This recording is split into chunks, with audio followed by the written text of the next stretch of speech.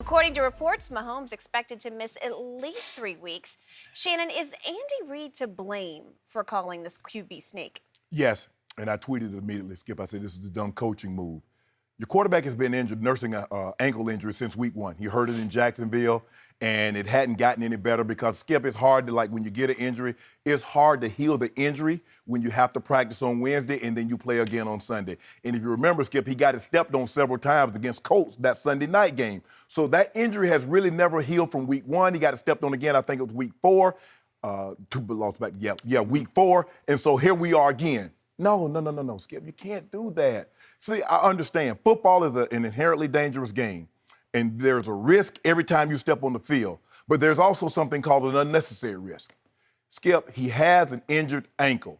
Why would you put him in harm's way by asking him to run the quarterback sneak? And I know everybody's saying, well, Shannon, but he didn't hurt his ankle. Well, let me tell you something. I've had ankle injuries. And when I had my first ankle injury in 1993, guess what I had to have off-season surgery on, Skip? My right knee. You know why? Because all I did was compensate. Because I didn't want to put pressure on that left ankle. I ended up compensating so much, I hurt the right knee. You don't put him in harm's way. I'll give you a perfect example, Skip.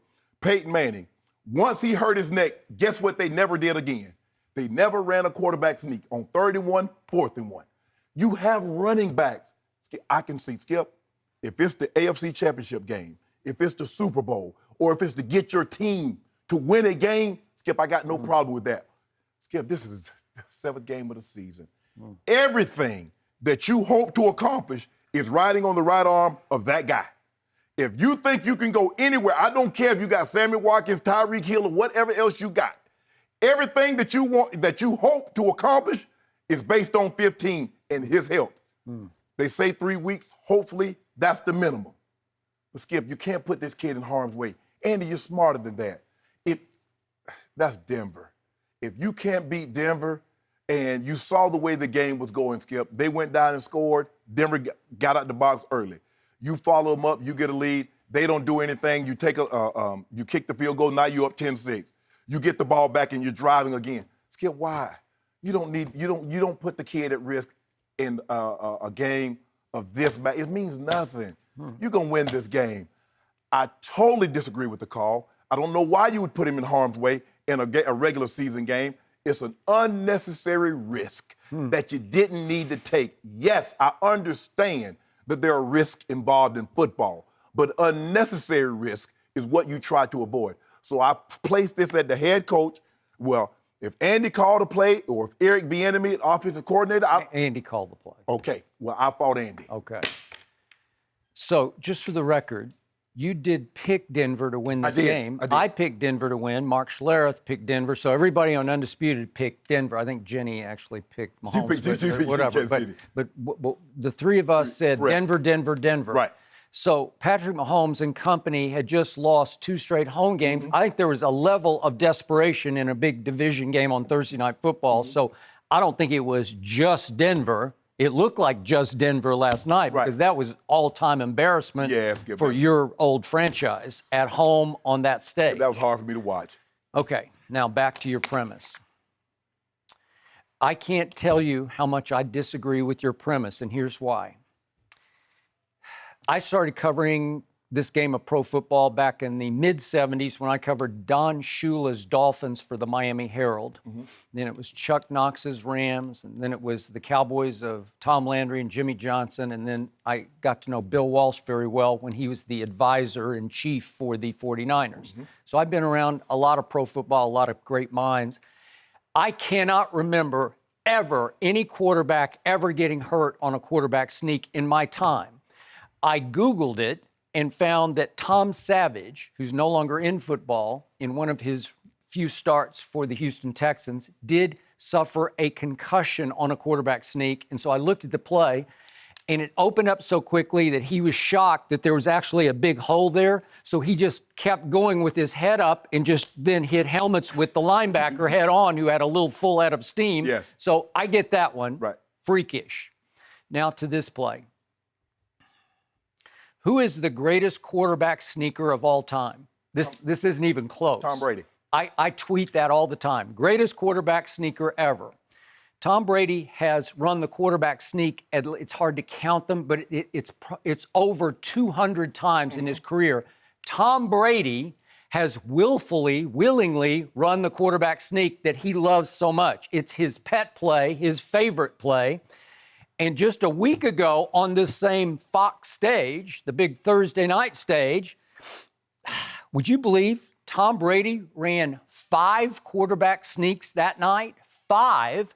And guess what? He scored twice on quarterback sneaks. Just for the record, could we see these quarterback sneaks? Tom Brady there he is. He's just crashing headlong into the pile. So after that game, Julian Edelman called Tom Brady the GOAT of quarterback sneaks. He's the GOAT of GOATs. We know that. But that's how much he loves that play and how successful he's often been on that play. So this is the quarterback that you say protects himself like no other quarterback has ever protected himself in the history of football. Am I right? Yeah, but Skip is different, Okay, though. it's not. Let me finish. So this is the guy who gets rid of the ball quicker than anybody's ever gotten rid of the ball to protect himself. He's 42 years old, and he ran 5 quarterback sneaks in this same game 1 week ago on Thursday Night Football. And he's so overprotected by the referees, as you say. They even created the Tom Brady rule after what happened to him, Bernard Pollard, first game 2008. Correct. Pollard fell into his legs as they were planted as he got rid of the football, and they said, you can't do that anymore. So he's completely protected. And the last thing in the world Tom Brady wants to do is put himself in any harm's way, because he's already on record as saying, I want to play until I'm 45, but I'm still sneaking like mad. I'm going to sneak because I know how to quarterback sneak. I pick the hole. I know it because we have studied the tape and we know where the vulnerability is in the defense. And I duck quickly and I leg drive forward and I burrow under the pile. Well, a lot of big bodies are going to fall on top of you, but they're not going very fast, right? Right. They're just going to fall on top of you.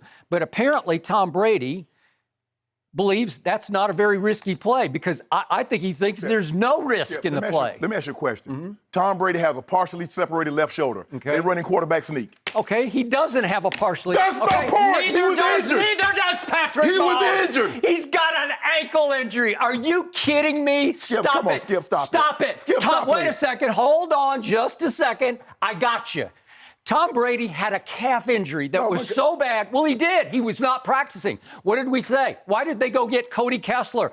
What would the Hall of Famer tell me?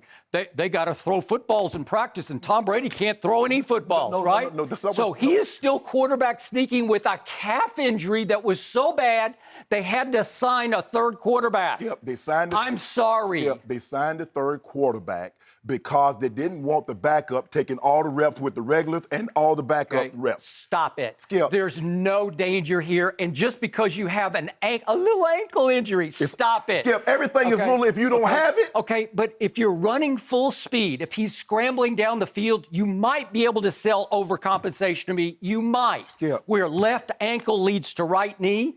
But do you know what the odds are on a dislocated knee on a quarterback sneak?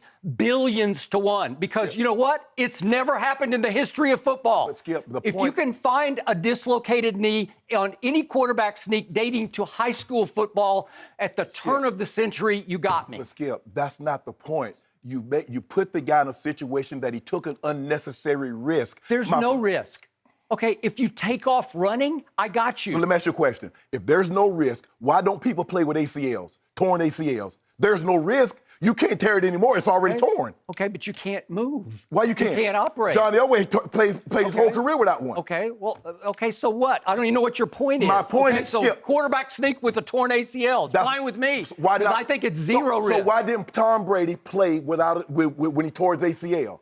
My point is, you trying to say there's no risk. There is a risk when you play with an injury, and you try to avoid unnecessary risk. Okay. Skip, stop. See, the problem that I have with you is that you want to compare everything to Tom Brady. Tom Brady is not injured. If Tom Brady was injured, if Tom Brady had an injured shoulder, they're not running quarterback sneak.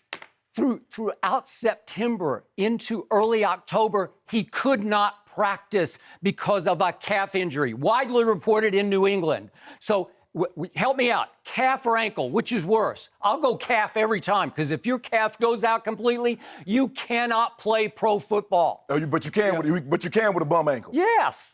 Okay. Okay. Well, he was moving around just fine last night. I saw him. He was just fine. Skip, he was stepping into his throws. In fact, he went 10 out of 11. He had completed 10 out of 11. Skip, everything was short. It's wrapped. It's the most freakish injury I have ever seen because it looks like to me that Derek Wolfe, who's sort of the left defensive end, if you look at the defense, he sort of falls sideways against his leg as he's falling down.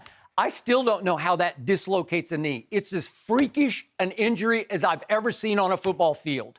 Thank you for watching. You can subscribe here to get the latest from the show, and be sure to check out more of the best clips from Undisputed, or go watch a few other segments from our other shows on FS1.